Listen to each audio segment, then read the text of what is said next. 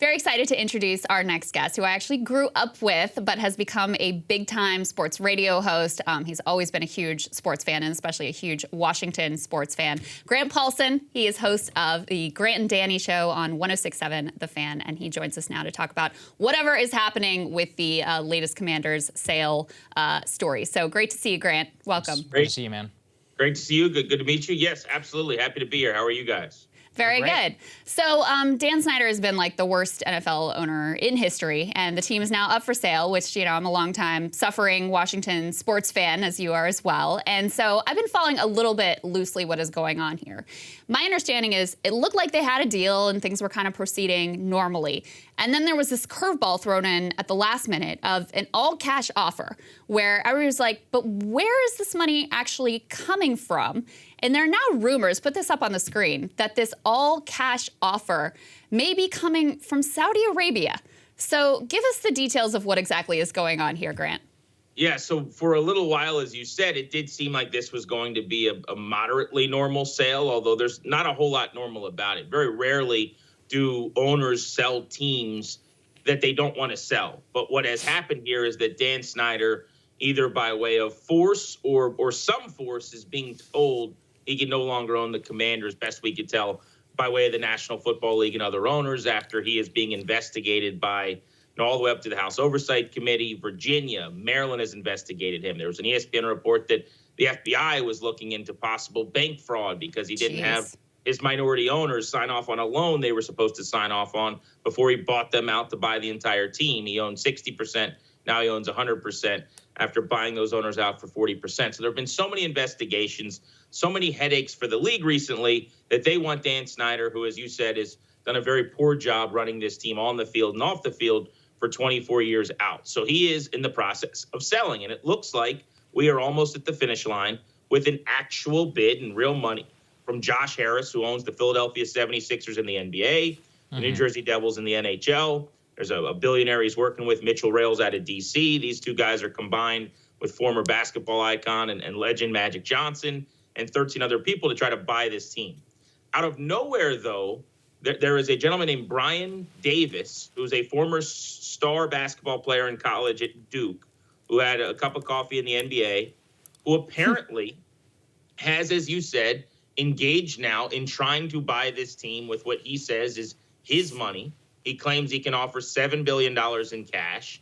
He claims he can additionally offer another $2 billion to do some different things that need to be done with the stadium and some other financing. And he says he currently has $10 billion in the bank account to do that he recently got from what he calls not investors, but partners.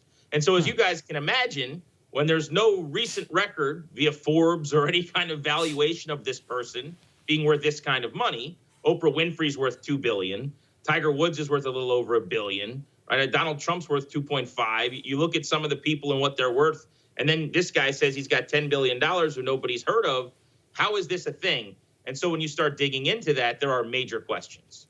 Okay, got it. And so then in terms of the bidding process, forgive me, I'm not entirely familiar. Are they like, is Snyder required to entertain all bids? Is this more of a media process? I had read previously like Bezos was interested, but because Snyder didn't like Bezos, it's not like a shareholder corporation, as I understand it, where they have to entertain all bids regardless of whether they like them or not. So you're correct. It's not that different maybe than selling your house initially, where Dan Snyder can sell to who he wants to. Here's the problem with that, though. 24 NFL owners, there are 31 of them because the Packers don't technically have one. 24 of the 31 are going to have to sign off on whoever this new owner is to welcome them into their club. So as an example, when Dan Snyder bought the team over 2 decades ago, there was actually a person that had agreed to buy the team from the previous owner, John Kent Cook, who didn't get approved by the National Football League. They said no to that person. Snyder swooped in and got universally accepted as an owner, which I'm sure they regret now. But yes, he could sell to whoever he wants to, I guess, theoretically, as long as he thinks the money's legit, or maybe as he gets ready to pack up shop, he's already, it seems like, living in or going to be living in London, maybe taking his money and leaving. He could say, you guys ran me out of here. The fans hate me. I don't care what kind of shambles I leave you in. I'll sell to whoever I want. The problem with that is that the league would never approve someone who just fell into billions of dollars. And we actually had this guy, Brian Davis, on our radio station yesterday for a 30-plus minute interview that was somewhere between fascinating and riveting and comical, where, I mean, there are just so many unanswered questions where he has said he sold his intellectual property for $50 billion, which, again, just common sense would say, right, if George Lucas is worth $5 billion, how is this person that nobody knew a couple of weeks ago somehow selling his intellectual property for $50 billion, which he explains away as he has a business that creates business, and he was able to get someone to buy in on a very small scale at a big amount, which now makes him worth this much larger amount when you extrapolate it out. It just doesn't make a lot of sense, but it has been a fascinating diversion to what looks like a sale to the Harris Rails Group that could be happening imminently. I understand. So Okay. the Saudi rumors that they're the ones who are really behind this offer, which, you know, makes some logical sense. Obviously, they've invested in what I would characterize as basically like sports washing with the big live golf play. Are those just rumors, or is there anything to back that up? So far, they're just rumors. I mean, he point blank on the radio yesterday said that wasn't the case, and what was kind of an awkward exchange, right? Let's start with the fact that when he initially said he had this money, I think everyone believed that he didn't. He has, what I have been told by folks in the media, been able to at least partially try to prove that this money is in an account somewhere, okay? So he claims not only that he has the money, but then the idea was, well, if you have money, it's not your money. Who are you trying to buy this team on behalf of? He says it is my money. This is his opinion. He says, this is my money. They paid me for essentially my company. I can now do what I want with this cash. So the thought was, okay, who is backing this? And it's in anonymity. We don't know. I think that's where some of the rumors, the thoughts came from, as you said, based on the landscape right now, based on what we're seeing with the Live Tour. People suggested maybe it is Saudi Arabian. He adamantly said it wasn't, and his comment on the radio, which was, I thought, very weird, was that the money came from white people, as he put it. He then said that he said it was Jewish, Italian, and Sicilian was what he suggested. That was his words. But That's such a weird way to characterize it. It was very odd. I will say, again, the interview was something.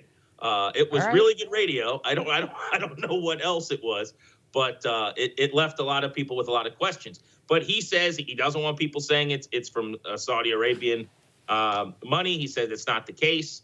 But he also claims, I mean, he claimed a lot of things. He said that, again, his intellectual property is worth $50 billion. He's already been paid $10 billion for it.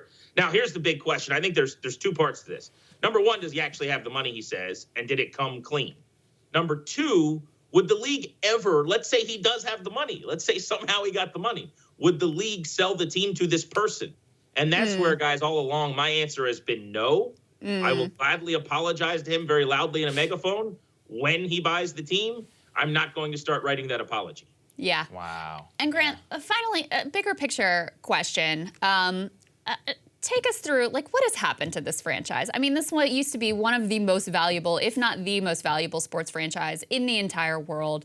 As you said, the tenure under Snyder has just been one disaster effectively after another, both on the field and, in terms of personnel and the way that the business side has been run. Like, what is the state of this enterprise at this point?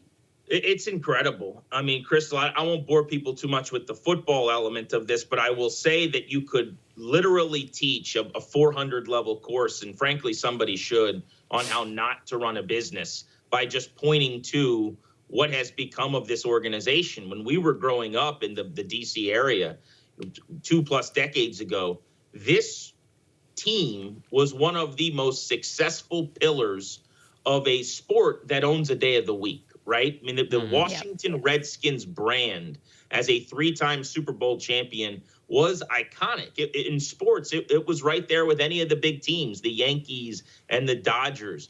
He takes over this team. They are among the elite in ticket sales and in attendance, and they have a new stadium, and they are among the best. It's a top 10 media market in the country in TV ratings. They have been dead last the last 2 seasons in attendance, and specifically this last year. Dead last. Think about that. Wow. Their TV numbers have dropped off and cratered so much that there are times in their TV window in the D.C. area where they get outdrawn by the Ravens in Baltimore or a random AFC game. I mean, these things would be utterly unfathomable. And it's most specifically, and I think directly because of people's hatred for this owner. They have decided, I will not put a penny in this person's pocket. I'm not going to buy tickets. I'm not going to buy gear. Subsequently, they have had to change their name, which is a massive story, both in and outside of sports, obviously. But there are plenty of fans who have left and will never come back because of that. That just happened within the last few years, and also can be tied back to probably Dan Snyder, who, rather than having the name and just proceeding quietly, this losing team, he was very vocal. They would never change the name. And a USA Today story said, right in all caps, we'll never change the name, and basically egged on the idea that that wouldn't happen. He lost that battle. But a couple of years ago, 40-plus employees came forward to say they've been harassed. Some have alleged assault directly against Dan Snyder sexually. I mean, this has been a person that for decades, the only team in the NFL that hasn't won 11 games while he's owned the team.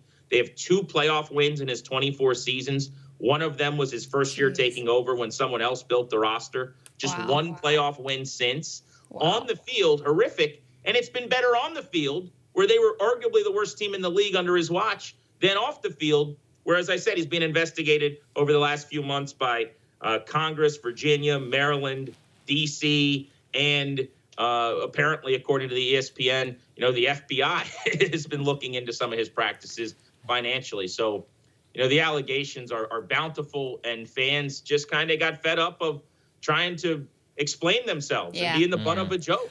And, I mean, the results. I can say for myself personally, and I used to be a religious watcher of Redskins. I was, grew up in the whole fandom, super committed. I mean, it just becomes exhausting. We're like, this is not worth my time. It's not worth my emotional investment. Like, I'm done here. I got other things that I need to do with my life on Sunday. Is sports are supposed to be fun, right? Like, people listen to my show occasionally because either something in the world or news or politics or whatever sometimes can get to be too much. So you come to me for a little bit of a diversion, and we'll talk about the Nats throwing a good game, or the Redskins, now Commanders, winning a football game. It got to a point, to your point, where it was exhausting. It was work. Like, being a fan of the team literally stopped being fun. And when that happens as a sports entity, you are done. And it happened here under Dan Snyder. So true. So true. Grant Paulsen, pride of King George County, Virginia. Where can people find you and listen to your show? Yeah, I'm on social at Grant H. Paulsen if you like sports and movie and food takes. Those are my 3 categories that I stick to. Congrats on your success. We really appreciate you joining us, man. Thank you. Yeah, it's so great to see you, Grant. Same to you guys. Keep up the great work. Yeah, you too. Thank you guys so much for watching. We really appreciate it. As we said at the top of the show, if you can help us out while we're building this new studio, biggest expense ever in the history of Breaking Points, more so than when we even launched the show itself, building up for 2024 and more. We really appreciate the yearly and the lifetime members, breakingpoints.com, if you're able to help us out. Otherwise, spread the word, send the show to your friends, all of that. We don't spend $1 on marketing. Everybody who's our marketer are the people who spread it by word of mouth. So thank you all very much. Rely on you guys. We love you, and we will see you all later. Hey guys, ready or not, 2024 is fully upon us now, and Saagar and I have been brainstorming ways that we can really up our game for this critical election. Yeah, we rely on our premium subs to expand our coverage, to add staff, to upgrade the studio. We just want to give you the best independent coverage of this election, which is possible. So if you can help us out, become a premium subscriber today, breakingpoints.com, or the link is down here in the description video. It really means the world to us, and if you like what we're all about, this is the best possible way to keep us 100% independent, working only for you.